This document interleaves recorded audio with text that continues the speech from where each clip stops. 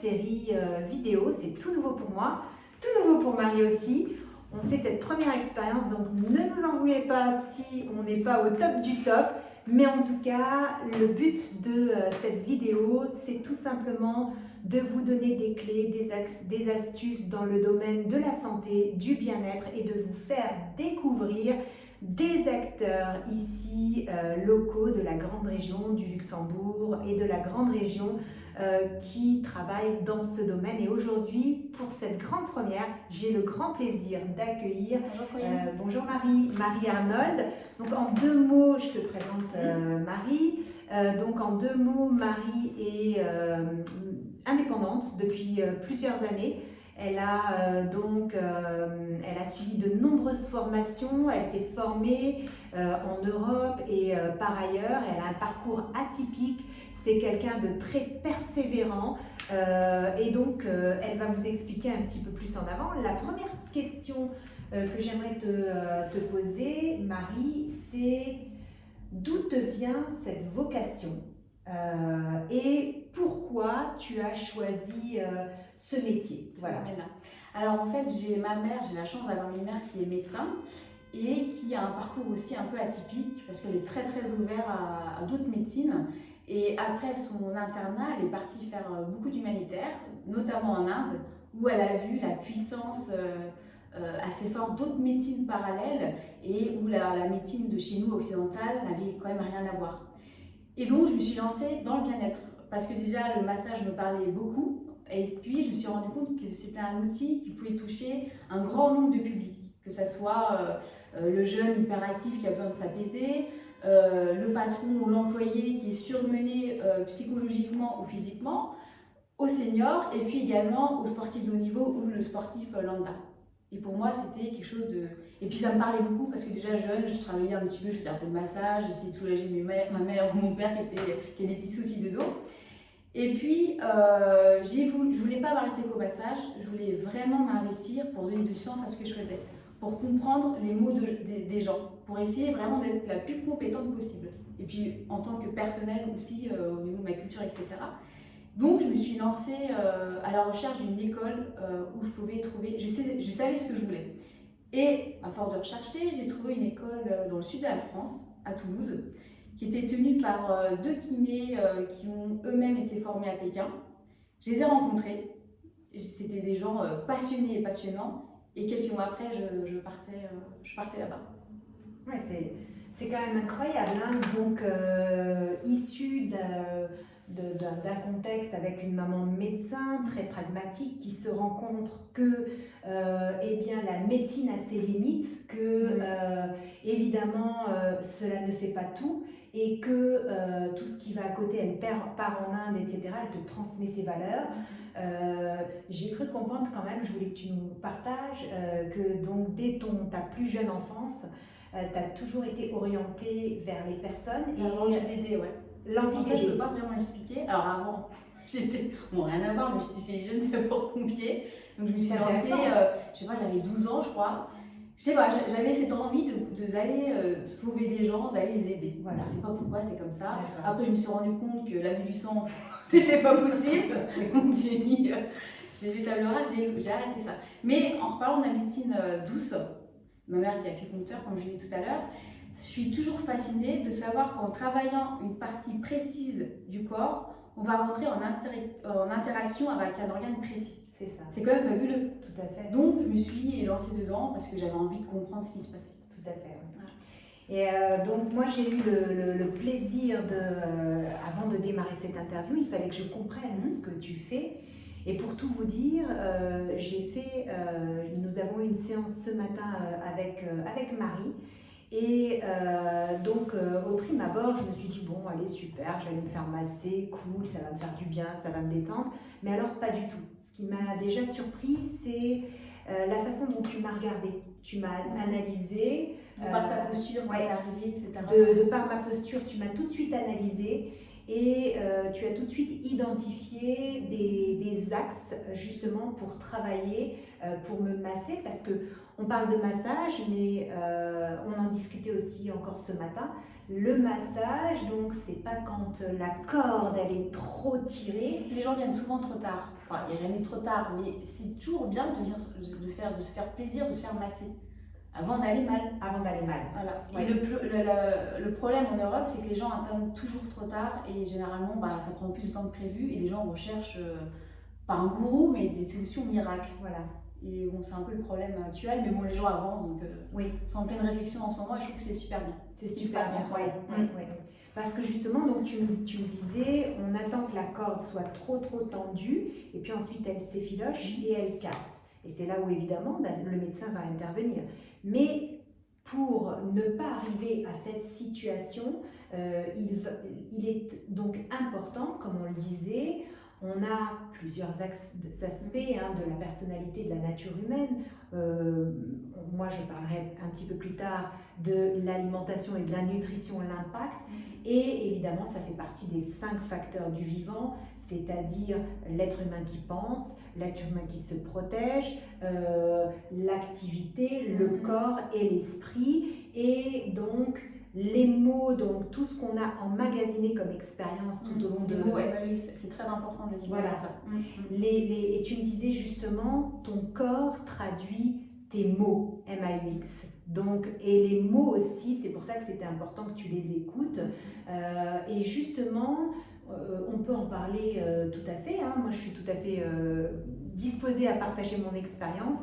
Les mots du corps, en tout cas, par exemple, chez moi, ce que tu as détecté, tu as parlé tout de suite précisément du dos, qui était une zone... Il y a 2 zones où le corps parle beaucoup, c'est le dos, quand on dit qu'on porte le mot sur les épaules, c'est pas anodin. Voilà. Et puis le ventre, surtout pour nous les femmes, l'estomac. D'accord. Le deuxième cerveau, comme on dit. Donc c'est vrai que la plupart des gens viennent me voir en disant « Oh bah non, ça va, etc. » Mais non. Parce que le problème, c'est que les gens, quand ils arrivent, alors quand tu es venu tout à l'heure, j'ai pu voir au niveau de tes postures que tu es un peu déséquilibré. Oui. Donc ça veut dire que tu as un côté déséquilibré comme question. Hein. C'est comme le sketch de Fernand Reynaud. Le costume vous va pas bien, mais... Voilà. Non, donc tout ça pour dire qu'il faut faire attention parce que le corps, pour éviter d'avoir mal, prend une mauvaise posture. Voilà. Donc, il y a un côté qui prend plus de l'autre et c'est comme ça qu'après, évidemment, la hanche, ça va pas bien, on se les axe, on a des problèmes au niveau des lombaires, au niveau des trapèzes et après, c'est quand même dur pour tout remettre. Oui. Surtout que le massage va permettre aussi de reprendre conscience du schéma corporel et puis prendre conscience des zones sensibles. Voilà. Parce que moi, je vais faire que révéler les douleurs que vous avez. D'accord. Mais des douleurs qui sont là depuis fort longtemps. D'accord, très bien. Ouais.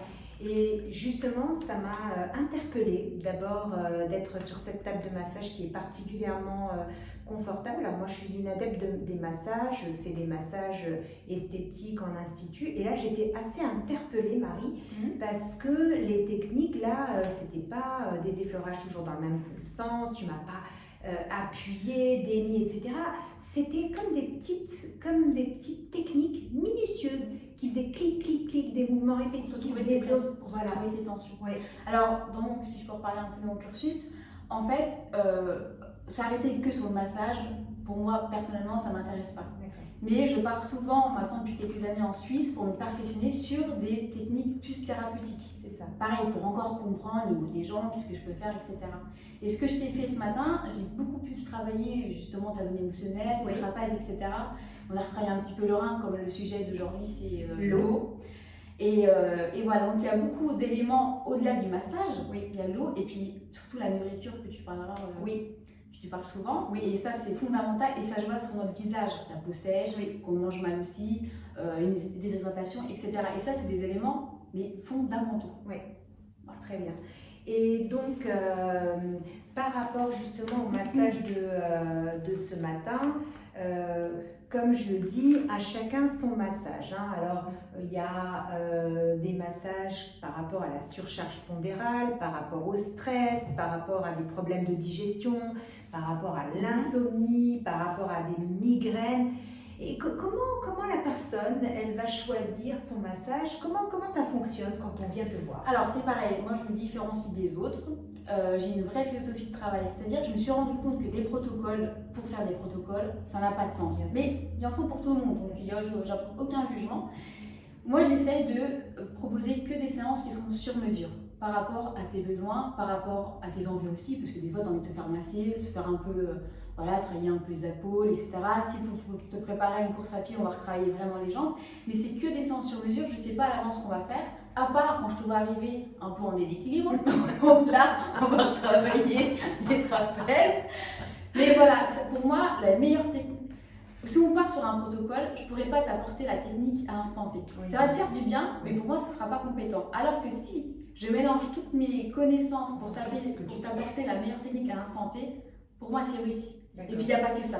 Je pense que dans la vie de tous les jours, on peut peut-être apprendre toutes les techniques de massage, mais si on n'a pas l'intention d'aider la personne, voilà. C'est pas un apprentissage, ça ne s'apprend pas. Absolument. Et on devrait d'ailleurs l'appliquer dans la vie de tous les jours avec nos voisins, avec les gens qui nous entourent.